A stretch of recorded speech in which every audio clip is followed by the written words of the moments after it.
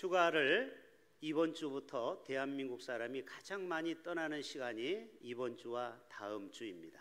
그래서 오늘 휴가 재충전의 시간이라는 제목으로 함께 말씀을 나누는데요. 그 전에 우리 오늘 처음 오신 분들이 많이 있어요. 저 뒤쪽에 옆에 있는 분에게 우리 인사합시다. 오른손을 들어서 당신 멋져 원더풀. 시작. 당신 멋져 원더풀. 자, 원하는 것보다 잘 풀리는 대한민국 우리가 되기를 축복합니다. 지금 파리 올림픽에서 우리나라가 지금 5등을 하고 있어요. 우리가 15위를 목표로 했는데 아마 더 원하는 것보다 좋은 성적이 나올 줄로 믿습니다. 이번 주 또 목요일, 금요일에는 우리 중고 청년부가 저 전라남도 고흥에 가서 자연 속에서 하나님을 또 만나러 갈 겁니다. 여러분 계속 다음 세대를 위해서 기도해 주시길 바랍니다. 자, 휴가는 과연 어떤 의미가 있는가? 자, 먼저 사진 한번 볼까요? 자, 휴가 한자입니다. 쉰다라는 휴와 그 다음에 틈가자, 틈을 내서 휴식을 취하는 게 휴가입니다. 휴자에 나무, 사람인변에 나무 목자 있는 거 맞습니까? 그래서 휴가는 원래 자연 속으로 돌아가야 돼요. 도시 속으로 가지 말고. 이번에 휴가를 어디로 계획했어요? 자연 속으로, 나무가 있는 곳으로. 버케이션, 프랑스 말로 텅 비다라는 뜻이에요. 휴가를 떠나서 도시가 비었다라는 뜻이 바로 바캉스, 바로 휴가예요. 그리고 리브, 떠나다라는 동사를 쓰죠. day off, 오프데이가 뭐예요? 그 날은 일하는 날이 아니라는 거예요. 오프라는 뜻이에요. 그래서 며칠을 일하지 않고 열심히 일한 당신 떠나라는 거예요. 따라서 해봅시다. 열심히 일한 당신, 좋은 말 할 때 떠납시다. 떠나야 돼. 떠나지 않으면요, 우리 정신 건강에 문제가 생기기 시작합니다. 오늘 휴가가 왜 필요한지를 좀 이따 설명을 할 것입니다. 오늘 첼로 아름답죠? 네, 우리 문장로님 며느리라서 저도 저런 며느리를 얻어야 되는데 어디 갔어? 얼마나 부러운지 몰라요. 저는 문장로님 부러울 거 아무것도 없는데 그 딱 저보다 먼저 며느리를 얻었다라는 거예요. 여러분, 첼로나 바이올린이나 안 할 때는 줄을 풀어놔야 돼요. 기타도 마찬가지예요. 계속 탱탱하게 감아놓으면요, 나중에 문제가 생기는 거예요. 우리가 늘 텐션, 긴장 속에서만 살다 보면은요, 줄이 끊어질 때가 있어요. 그러다가 사람이 훅 가는 거예요. 뇌출혈로 쓰러지기도 하고 심장이 멈추기도 하고. 그래서 여러분 6일 동안 일하고 7일째는 안식하는 것이 우리의 건강을 위한 하나님의 디자인인 줄로 믿습니다. 왜 하나님이 7일째 쉬었을까요? 우리를 위해서요.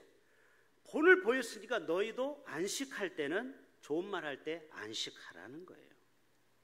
사람이요, 계속 일만 하면요, 일 중독에 빠집니다. 저는 새벽 4시에 일어나서 밤 10시, 11시까지 목양실에서 하루 종일 삽니다. 월요일도 저는 없어요. 특별한 일이 없으면 월요일부터 주일까지 계속 있어요. 그런데 일이 너무 좋고 목회하는 게 너무 행복한데 그래도 저도 쉴 때는 쉬어야 되는 거예요.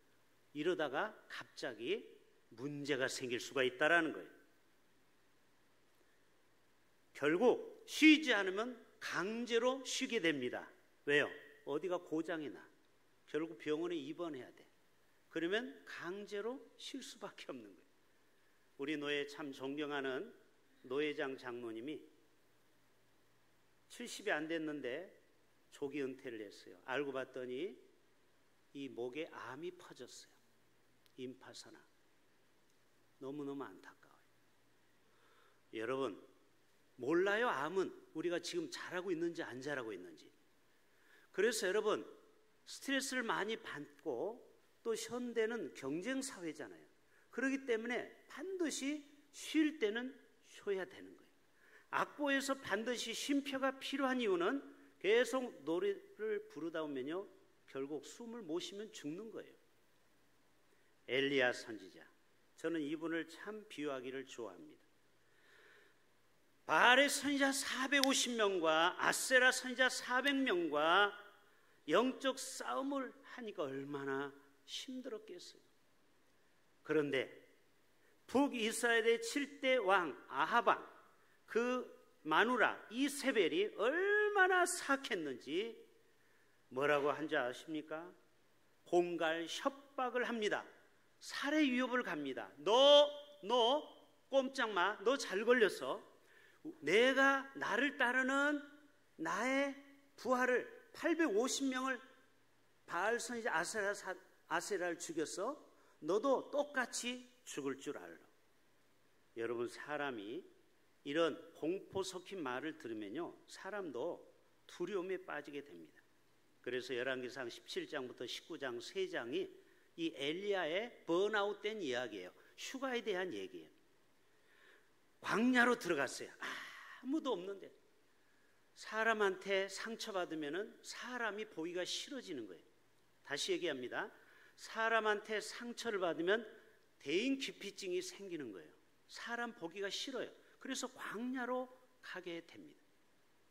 하룻길을 갔어요. 왜? 사람을 꼴도 보기도 싫어요. 인간들이 배신하고 자기를 죽이려고 하고 로뎀 나무 아래에 앉아서 죽기를 청합니다. 여호와여, 그래도 내가 목회 이 정도 했으면 다 잘했습니다. 저 이제 목회 그만둘게요.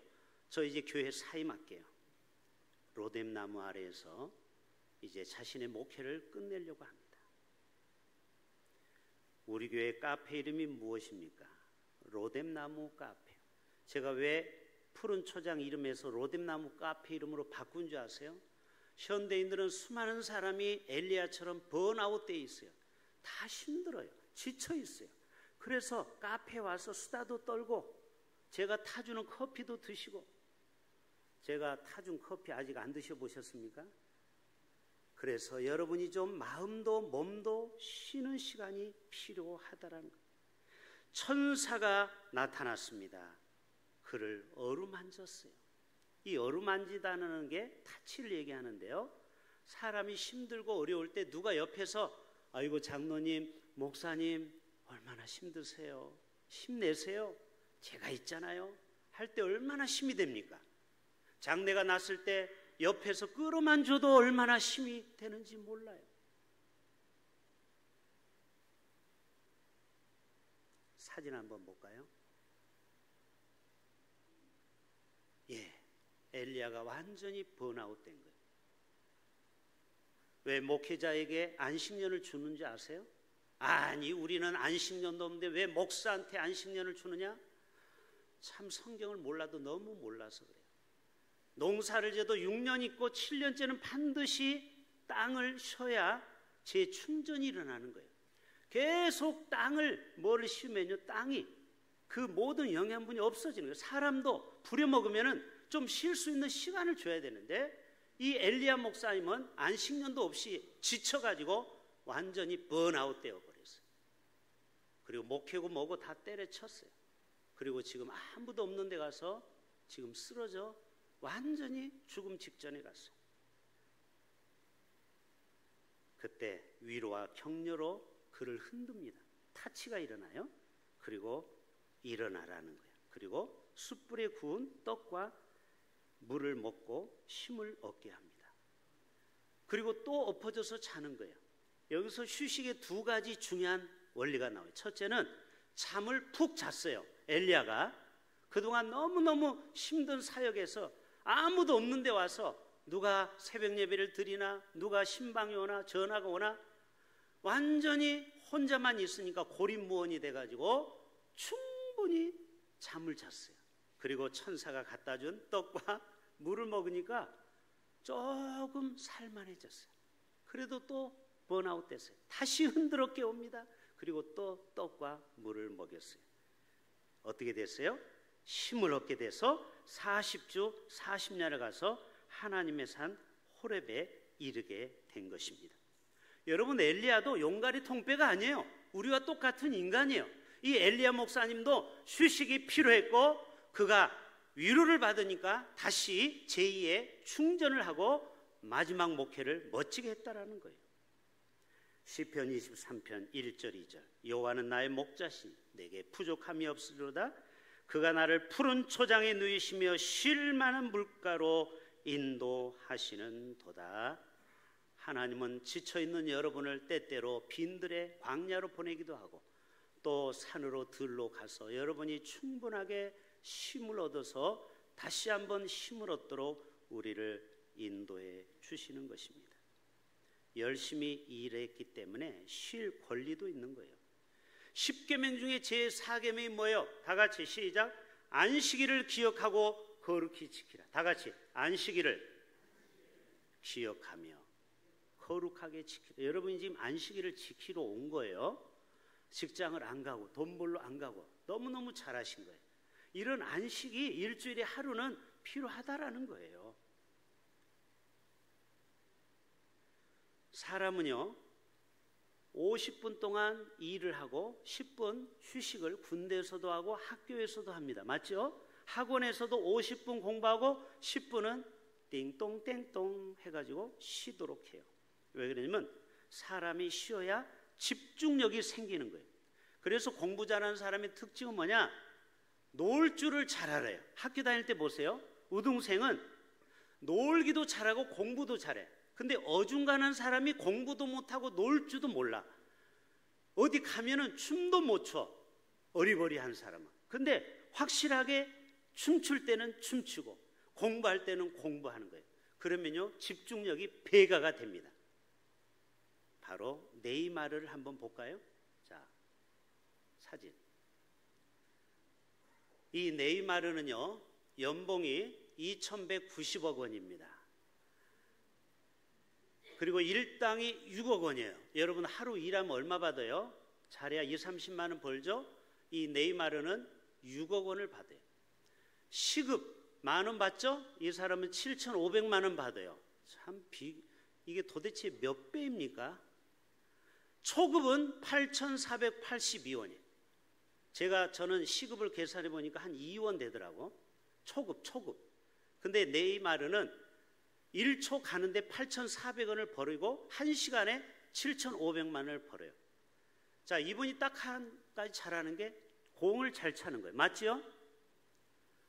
여러분 공 하나 잘 차도 인생을 성공합니다. 제가 우리 아들한테 항상 얘기하는 게 그거예요. 뭐라도 하나를 잘해라. 다른 거 바라지 않는다. 한우물을 팔아. 뭐라도 하나를 잘해야지. 지금 봐라. 하나만 잘해도 세상에서 존경받고 성공하는 사람이 얼마나 많으냐. 그러려면요 충분한 휴식이 필요한 것입니다.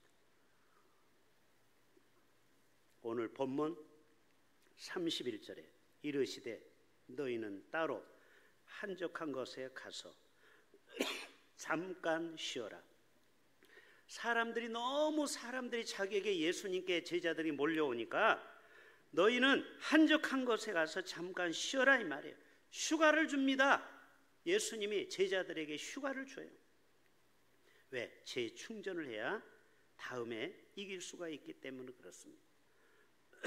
두 가지만 기억합시다. 첫째, 휴가, 참된 휴가는요 재충전의 시간이 필요한 거예요. 휴대폰도 배터리로 충전해야죠. 또 시계도 벽시계도 고장난 시계 있죠. 그게 바로 배터리가 죽어서 그래요. 재충전이 반드시 필요한 거예요. 마태복음 11장 28절에도 수고하고 무거운 짐진 자들아 다 내게로 오라. 내가 너희를 쉬게 하리라.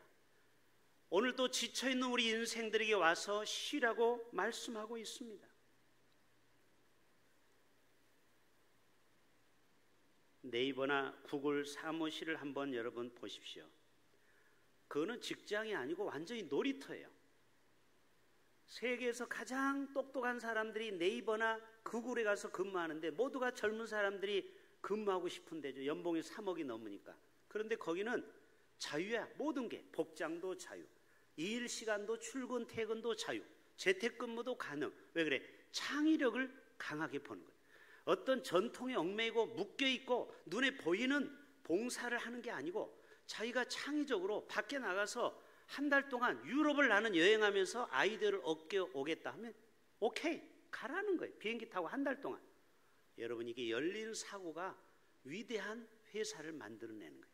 그러니까 여러분, 조그마한 중소기업하고 게임이 안 되는 거예요. 어떤 심리학자는 사람이 못 쉬는 이유 4가지를 말합니다. 우리나라 사람도 쉬는 거를 죄로 생각해요. 유교 문화에선. 야 이놈아, 왜 쉬냐? 공부해서 남주냐? 공부만 하라고 그래. 쉴 줄을 모르는 사람은요, 인간이 바보가 되는 거예요. 쉼이 없는 사람은요, 발전이 없어요. 첫째, 왜 쉬지 못하는 줄 아세요? 욕심 때문이에요. 탐욕. 내가 조금 더 일을 해서 조금 더 내가 벌어야 되는데 이 욕심 때문에 이 일을 계속 멈추지를 못하는 거예요. 시인과 촌장의 가시나무새. 내 속에 내가 너무도 많아 당신의 쉴 것 없네. 내 속에 헛된 바람 들로 당신의 편할 것 없네. 쉴 것을 찾아 날아온 어린 새들도 가시에 찔려 날아가고 내 속에 내가 너무도 많아 당신의 쉴 것 없네. 이게 뭐예요? 인간의 탐욕이 너무 많아서 사람들이 나에게 오기만 하면 자꾸 내가 찔러. 그래서 어린 새 가족이 와도 다 쫓아내는 사람 있죠? 내가 가시가 많아, 쓴뿌리가 많은 사람은요, 그분만 있으면요, 그 교회는 절대 부흥이 안 됩니다. 그 사람이 다 교인들을 쫓아내. 누가 오면은 다 쫓아내. 상처를 줘가지고. 이게 뭐예요? 인간의 탐심이 그 속에 있는 거예요. 시기, 질투가 또 많아요. 남이 나보다 잘 되는 꼴을 못 봐요. 새 가족이 나보다 인정받는 거를 그거를 못 보는 거예요. 목사님한테 더 인정받는 거를. 이러니까 항상 마음속에 쉼이 없는 거예요. 그리고 분노가 많아. 어렸을 때 사랑을 못 받았기 때문에, 또 세상에서 인정을 못 받아서 교회에서만이라도 인정받으려고 그래요. 그러니까 조금이라도 사람들이 자기를 인정 안 하면 화를 벌컥벌컥 내는 거예요. 그리고 교만이 뿌리채 깊이 내려가 있어요. 여러분, 이런 사람은요, 영원히 마음이 편안하지가 않아요. 늘 마음이 안식을 못해요. 불안해. 쉬지를 못해요. 어거스틴은 내가 주 안에서 쉼을 얻기까지는 진정한 안식을 얻지 못했다고 했어요. 그래서 찬송가에 내 영혼의 그 깊은 데서 맑은 가락이 훈련하네. 그 다음 가사가 뭐예요? 하늘 곡조가 언제나 흘러나와 내 영혼을 호위사네. 여러분, 안식도 하나님이 주신 안식을 받아야 내 마음이 편안함을 갖는 것입니다. 우리의 죄와 허물을 홀로 담당하시고 십자가에서 피 흘려주신 그 주님의 그 희생을 우리는 기억하고 내 자신이 날마다 십자가 앞에 죽어져야 됩니다. 오늘 또 성찬식을 조금 있으면 하게 되는데요, 예수님은 더러운 제자들의 발을 씻기시고, 여러분 발을 씻기면 혈액순환이 되잖아요. 제자들을 치유하시고 회복시켜 주는 거예요. 그렇게 하고 빵과 포도주를 주면서 위로를 주는 거죠. 음식이 들어가니까 힘을 얻어서 이 제자들이 너희도 이와 같이 서로 사랑하라는 거예요. 두 번째 참된 휴가는요, 치유의 시간이 되는 것입니다. 시간이 약이라는 말이 있죠. 휴식이 필요합니다. 휴식이 필요해야 내 마음의 미움 감정이 식어지는 거예요. 마음의 상처도, 여러분 상처난 부위 마데카솔로 바르면은 결국 시간이 지나면은 다 낫죠. 결국 세월이 약인 거예요. 그래서 우리의 마음속에 분이 가득하고 상처가 많은 사람은 조금 떨어져서 좀 자연 속에서 며칠 쉬어보세요. 스스로 마음속에 치유가 일어나는 것입니다. 세상을 치유하시길 원하시는 하나님, 자연을 치유하시고 지금 온난화를 넘어서서 열대와 볼리 끓고 있어요. 지구가 얼마나 뜨거운지. 지난주 화요일 수요일 알죠? 지금까지 10년 동안 지구에서 가장 뜨거운 날이 지난주 화요일하고 수요일이었어요. 지구가 계속 펄펄 끓고 있어요. 이 세상도 치유받아야 되고 우리 마음도 치유받아야 되는 세상이 바로 오늘날의 세상인 것입니다. 예수님은 제자들을 데리고 항상 사람들로부터 멀리 떨어져서 한적한 곳에 찾아가서 자신의 마음을 힐링을 했어요. 왜 그래요? 자기 마음속에 예수님도 스트레스를 많이 받았다라는 거죠. 그 마음을 휴식을 통해서 재충전을 하지 않으면 다음날 사역을 할 수 없기에 항상 사람들로부터 떨어져서 조용한 것을 찾았어요. 한적한 것을 찾았어요. 한적한 것을 찾는 게 뭐예요? 바로 휴가예요. 휴가. 아무도 나를 찾지 않는 한적한 곳에 가서 휴대폰도 잠시 내려놓고 자연과 나와 하나님과 깊은 시간을 가지라는 거예요. 그럴 때 우리 마음이 다시 한번 샘물에 물이 고이듯이 미워한 감정이 이제는 사랑의 마음으로, 용서하는 마음으로 바뀌게 되고 몸과 마음이 치유받고 재충전되는 그런 역사가 나타나게 될 줄로 믿습니다. 기도합니다. 하나님 아버지, 휴가